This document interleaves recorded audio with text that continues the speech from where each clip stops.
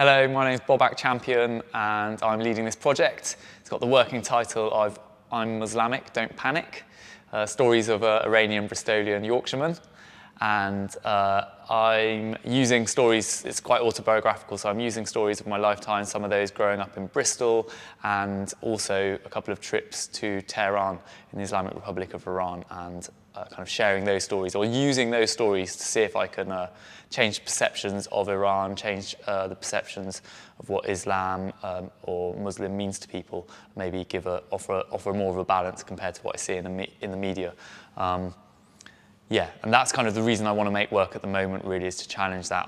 I'm half Iranian myself. My mum was born in Iran, and because of those trips, I recognise that the people and family that I've got and that I've met are just normal folks going about their business. And yes, they're Muslims, and yes, they're Iranian, and yes, they live in Iran, in the Middle East.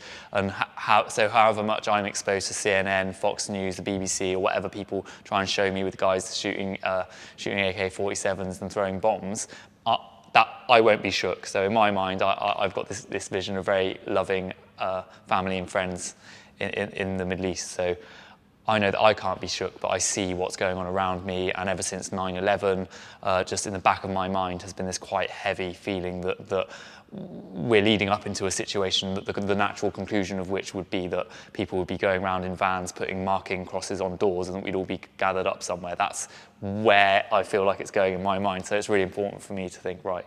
And at the same time, in my personal sphere and my career, I hear a lot about Stonewall, LGBTQ rights, Me Too movement and Black History Month and all these things which are really important. And I see anti-Semitism, racism, Islamophobia, all of different sides of the same coin, essentially. But in terms of where the hope is and where the counter argument is and where the voices saying that, you know, you can be a normal British Muslim contributing to society, they're not there. In my life anyway, I don't see that hope much. So kind of the main driving factor to get back into the studio to make work and to create a piece like this was to say, could I challenge that, and is there a way I can start that conversation or try and bring the change? And especially in the community around me, other dancers, in the contemporary circles and the theatres I work in, it'd be really nice to start a conversation about how we might start to bring more of a balance as to what's shown in the media.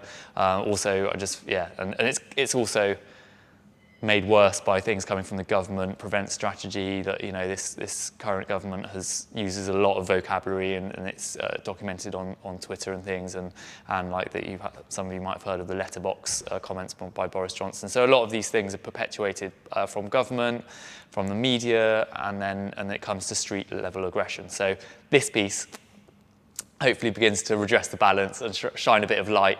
So I have challenged myself to say, can my experiences, can my skill set begin to question that, and can, when I say the word is Islam or Iran or Muslim, instead of getting like looks of fear and panic and hatred, could that maybe put a smile on someone's face, or maybe help them think slightly differently?